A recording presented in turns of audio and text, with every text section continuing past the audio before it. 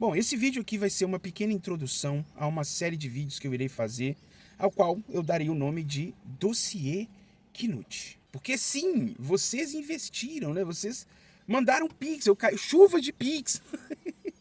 E aí eu vou ter que fazer esse vídeo onde eu irei colocar tudo o que eu sei e tudo o que eu até imagino, que eu faço ideia do Knut, para esse pessoal aí também que acabou investindo, ligar as pontas soltas e ter uma ideia mais sólida de quem seja Vinícius Knut. Porque, afinal de contas, sim, trata-se de um personagem controverso, melindroso, né? As suas performances acaba deixando escapar uma estereotipia, uma conduta um tanto quanto excêntrica, exacerbada, né? E isso gera vislumbre nas pessoas. A pessoa quer entender por que essa pessoa é desse jeito, né? Por que ela se comporta dessa maneira. E aí é claro que depois de passar em torno de uns 5 a 6 meses com ele, tendo um certo convívio, a gente começa a entender algumas questões, né? Mas enfim, esse vídeo de hoje, eu vou só aproveitar o gancho que eu vou ter que fazer essa série de vídeos, se eu não me engano vai ser em torno de 4 ou 5 vídeos sobre Knut. Esse primeiro aqui eu irei apenas responder os 2 vídeos que ele fez sobre a minha pessoa, né, que o vídeo inclusive está em inglês, só que ele apagou, não sei o que aconteceu. Knut é assim mesmo, ele é a insegurança em pessoa. Daí a pouco ele começa a apagar todos os vídeos dele e sai apagando tudo. E quem viu, viu. Quem não viu, perdeu, né? Mas eu vi. Me pediram para responder. Eu achei que não, gente, eu não vou mexer com responder Knut. Não, para mim, mexer com Knut é trampo, entendeu? Deixa eu aqui falar minhas políticas aqui do dia e tal, que isso aqui eu falo com prazer. Eu falo assim, sem muito esforço, né? Agora Knut é trampo. Porém, pô, eu não imaginava que a galera ia mandar chuvas de Pix pra mim aqui pra eu fazer esse negócio. Eu achava que ninguém ia mandar. Teve uma menina que mandou R$ 1, eu falei assim, "Ih, esse aí vai demorar." Daí a pouco apareceu R$ 15, R$ 16 e tal. E só tá faltando 18, né? Esses R$ 18 eu acredito que até os vídeos ficarem prontos, eles já vão terem sido depositados. E aí eu irei publicar. Mas esse aqui, como ele tende a alimentar somente o meu ego, eu irei colocar gratuitamente só para pegar o gancho mesmo. Bom, vamos lá. O Knut fez um vídeo sobre a minha pessoa, alegando que eu estou com problemas familiares. Veja bem, estou com problemas familiares por causa que os meus pais e a maioria dos meus familiares, a minha cidade, todo mundo, que a maioria das pessoas que são bolsonaristas, e eu despertei disso aí, né? Eu era desse meio também e despertei disso aí e saí fora. E aí eu acabei publicando um vídeo aqui onde eu disse que eu perdi meus pais pro bolsonarismo. E lógico que isso tá, assim, 100% numa linguagem hiperbólica, né? Ele deve estar imaginando que eu cortei relações com um dos meus pais, ou que eu não converso com ninguém da minha família. Lógico que não, a gente só evita a política. Antigamente a gente não evitava, né? O perdi os meus pais para o bolsonarismo significa o seguinte, que antes do bolsonarismo eu era uma fonte de orientação sobre política da minha família.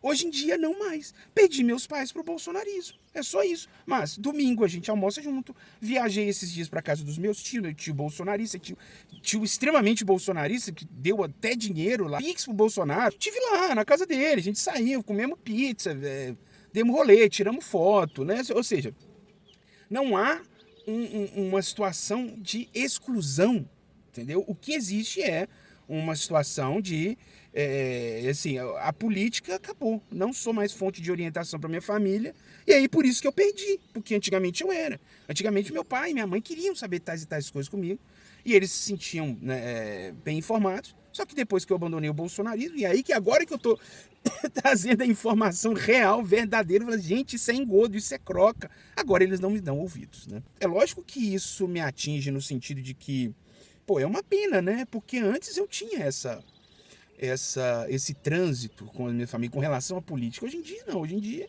o trânsito é aquele trânsito essencialmente familiar, das demandas familiares, né, da proximidade e do amor que existe entre pai e filho, mãe e filho, enfim. Aí ele fala isso num sentido de falar que, né, ele está acima disso, ele tem uma grandeza e ele tem, né, convivência com os pais dele e tal. Grandes medos, eu também tenho. Isso aí eu também tenho. O que eu só não tenho mais é sobre questão de política, por questões de divergência. Né? E essa divergência eu só fiquei atingido justamente porque antigamente eu era fonte de orientação. Mas nossa, ai meu Deus, nunca mais vou dormir porque agora meus pais se consolidaram no bolsonarismo, minha família toda, minha cidade toda e tal. Não, isso aí Vamos combinar, né? É só o mal-estar de ser a sensação do patinho feio e nada mais. E assim, cara, tem uma outra coisa que o Knut fala a meu respeito, cara, que sinceramente é o tipo da crítica canalha, sabe? Crítica de puta. O Knut acha que eu falar sobre política é um movimento que eu tô tendo em busca de um reconhecimento.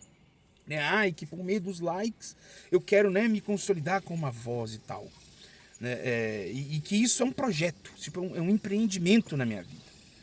Assim, quem me conhece há mais tempo sabe que eu sempre escrevi e busquei forjar a política, desde sempre.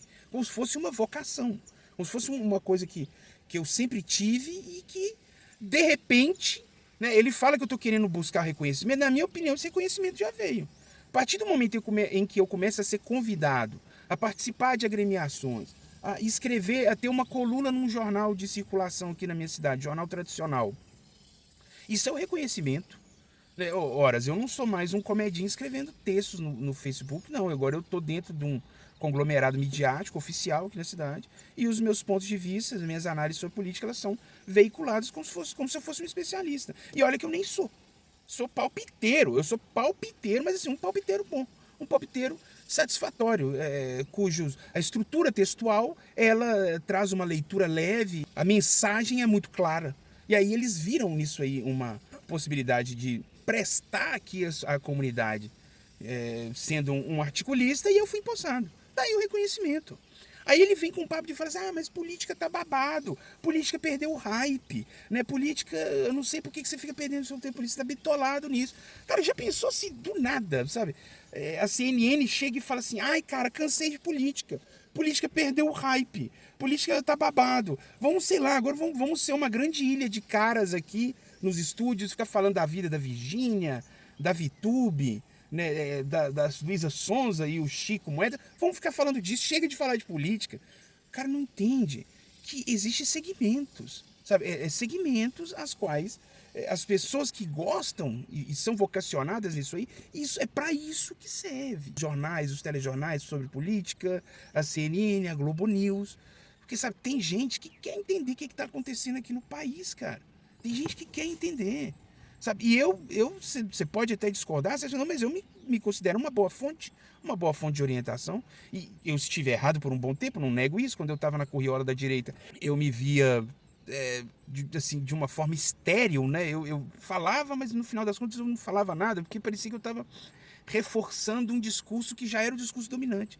E aí que eu comecei a entender que fazer política mesmo, pensar a política, é pensar por uma via mais à esquerda. Porque é ela que quer transformar o mundo, é ela que quer a tal da sociedade administrada. Ela não quer o status quo, a esquerda não quer, não pensa no status quo. Então, e ela quer redefinir os rumos da humanidade e tornar as relações mais justas, tanto na questão laboral do trabalho, quanto na questão social, a justiça social e demais patologias sociais que existem. Então, quando a gente começa a pensar a coisa a partir disso, em busca de corrigir essas máculas que existem na sociedade, eu comecei a pensar a política de uma forma muito mais produtiva e até científica. Mesmo eu não estando dentro de uma academia, mas só de ter a chancela, né, já ter enviado alguns resumos e algumas teses que eu tenho assim, para alguns amigos meus que são acadêmicos, eles falam, pô, Vitor, muito bom isso aqui, interessante, já publicou, vamos publicar? Aí começa, cara, aí começa. É desse jeito que a coisa vai, né? Mas, enfim, Knut, o pessoal investiu, eu vou ter que fazer isso. Eu sei que você está assistindo esse vídeo, você vai assistir. Porque eu lembro que você assistia todos os vídeos do Integral, todos do Uso Popular, todos do Beta Pensador, mesmo você odiando ele, falando que não, Deus te abençoe. Mas a gente sabe, Knut, que lá no fundo você odiava ele. E todos esses desafetos seus, todas essas questões, essas picuinhas, todas as suas controvérsias e tal, tudo aquilo que a gente, aquela curriola toda que a gente conversava depois dos vídeos, o povo quer saber. E eu irei contar.